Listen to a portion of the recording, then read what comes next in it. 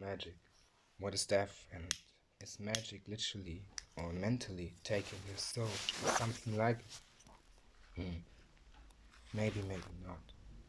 Can everything in existence do that? Yes. Does magic literally, all senses of case, take your soul? Take your soul? I don't think so. Meaning, magic in any case has always or ever take what is of you. Metaphorically? Not really. But can it take your attention? Meaning, can magic drive you to such an ideal that everything in of your life is of magic, of any idea and sort of magic? Just like my wife and I do here. See? We're both magic to each other. The only one we desire. But not really. Desire doesn't make anything possible. Just because one desire is the best one doesn't mean all else desires are less worth, you know? But sexually, one desire should be the best one, I believe. Otherwise, keep the rest of people out. It's none of your matter. Now, does magic come with a price? Yeah. Is magic responsible for what happens when you use it? Not really. Is there an alternative to it? Is anything else like magic in the world? Yeah. And that is math. Any of these sorts of ideas is the same idea, just with less power, less benefit, less sense in life in the same way. It has the same idea and utilization without the spiritual aspect. Now, what is death? Is there a plan of magic to kill you? Not really. Is death power in magic? Not if you're dead, right? If you're dead, you can't really use magic anymore. That's very dangerous. If you could survive it, maybe. But then you can also just take an approach that is not a danger. Yeah. Now, if there would be a god or many gods or two head of family who are gods, what is death? And why is it necessary to occur? You might or may survive it, and why can no one afterwards speak to you in the same reality? Everything in this reality is to be either living an immortal sense of life or die by its own decision, if it can. Well, rather difficult, eh? Because what is death? Well, if you view the artwork, the line, life is a line, right? And with death, it doesn't stop. It makes it more apparent to something in the artwork or less, and the artwork is all that you are. Now, what I view as life is the delta. These things here, this triangle here, that is life to us, because that is of course relevant to any of idea, meaning if you view the triangle, there are so many shades and derivations in any of that idea, meaning so many hidden layers to it, so many knowledge that is infinite, because knowledge is infinite in all cases to be developed.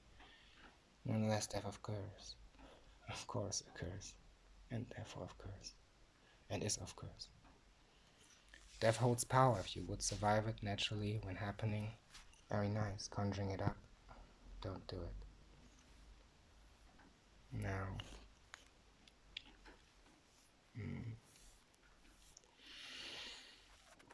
why does death occur?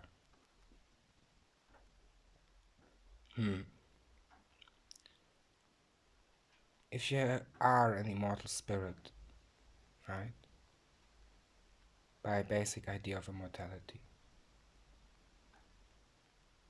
And you live a long life and have many experiences, many ideas set into your being, and your energy is stable all the time, and you live for so long. You may want to forget or will forget that all the stable energy also has something that is like magic. It has an unseen, unreal attribute, just like darkness does. Every time the stable idea forms, something that is not yet in existence will collide with something that will come into existence in the construction of your whole being by coincidence. And you may want to absorb this by crossing out a part of you to become and stay immortal. It's coincidence then when you die. And then you have died and can just be flashed out from time before to back to a state where you are mortal or immortal again. However you want to define it.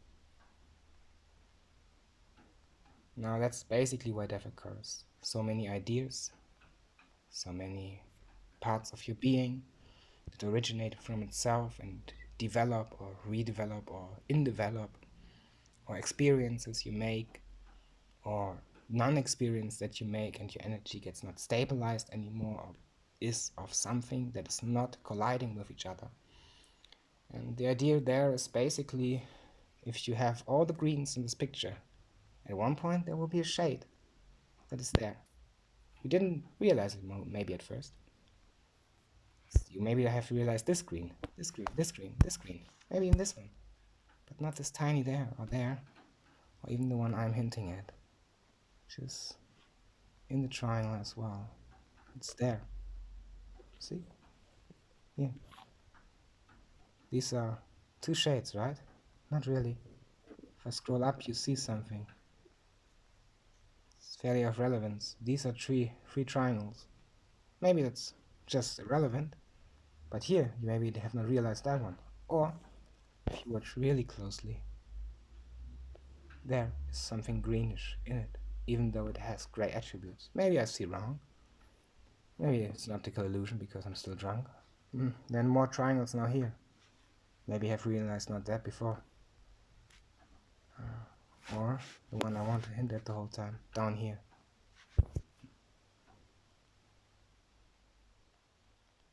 And then you realize the last one. Where's the last green color? It's nowhere. Here, there's one. But there's nothing. You can see the triangle. And here is a little green part of the scrolls in there, in the triangle. It's just like this one, this one, this one, this one. If it is there or not of matter. Because someday you will realize that something collides in such a way that you will apparently see where the triangle is ending. Thus you have viewed yourself to a point in time that you cannot absorb anymore. And at that point in time, your thoughts will collide by what has just then been, by that moment, not by this knowledge, imposed on you. So now you can delay it.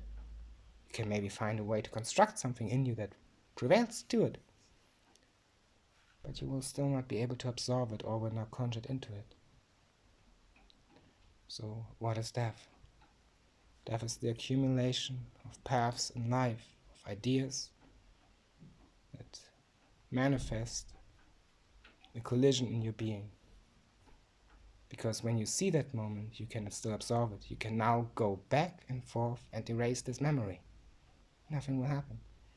You can find a solution before to erase that memory that you now will have. Meaning, you can find first an idea. So, what is death? Well, first look at it like this. If you know that, you will most likely not want to be at that point. So if you would be there at that idea, then you will up front now think that this triangle is whole and see where it ends. Now you see the whole triangle, right? There's a top left. Somewhere down here it ends, or somewhere it doesn't. Maybe not there up there, and maybe somewhere in the middle is something missing. Now, you by now know and need to know that all the triangle is not envisioned. And that's how you now get a construct away from it. As soon as you arrive at that moment, you can envision yourself in a different way and prevail to it. The same as you would do if you want to construct something against the unseen parts of your being. Now,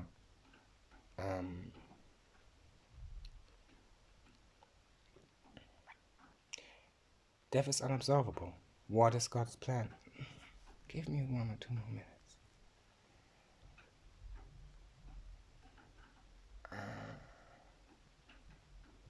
Wow.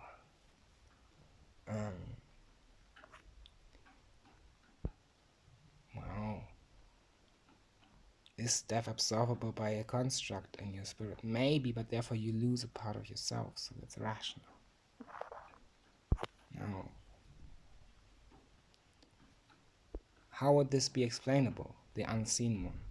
Well, if just because you see that moment, as said, you can still now know that the envisioned triangle is not the envisioned triangle. Just because you know that moment doesn't mean you know that moment. You need to watch then the future. And by knowing that I told you that that moment you now know, you don't know where that moment exactly is, because now you just see the top of the triangle but not the left, and the other parts of where the triangle is embedded into, or even what the triangle is. The delta. So, what is the unseen that causes up death? Well, subconscious doesn't exist, of course. Nothing of subconscious exists, and it's fairly irrelevant to speak of such idea, meaning it's not conscious, it's not subconscious, it's not plan, it's not derivation, it's not construction work, it's not physics, it's Benno theory, it's coincidence by best effort even, or coincidence by something, or less effort, or worst effort, or no effort at all, or effort. It's coincidence when math strikes to not be of relevance anymore and all is colliding with each other to the point of no return, where something is lost or everything just is collided in an Armageddon way.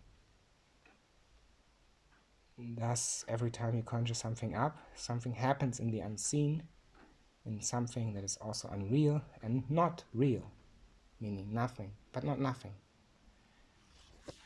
Meaning it is not yet in your spirit or in any part of your life, but therefore just in what is to become, without yet influencing it, without you being able to know it. And then death occurs.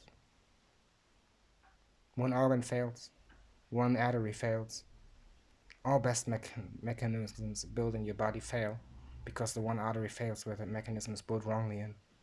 Or all best doctors are not in the place where you can be rescued or something like it. Death is then just occurring. You can never prevent it, you can just prevail it. You can of course lock yourself in a simulation where the simulation efforts your body, but then you're also just dead. Literally, and also furthermore, you then just in cryostasis, meaning your body decays, and at one point the simulation will give you a head stroke that is unpreventable by the simulation, and you're also dead. Instead, you can just decay it. You can prevent it, but not prevent it. Prevail it, but not prevailed by it. So God would have the plan to kill everything in existence. Azrael. I saw that video. Well, that must be true, but what is meant by that? Is meant a plan where everything is killed by time? Set point in time? Is it maybe family genetics? The one Adam and Eve developed, meaning God and Goddess? Meaning Adam God, Eve Goddess? No different. Maybe. Because what would usually happen if you die? Well, you would be spiraled down. Downwards you go. You know? Not like you're up, just down. So far down. To the part of you that is lost and still alive, and the one that's searching for you, split. and you don't know what is fighting in you against what to bring you back from life.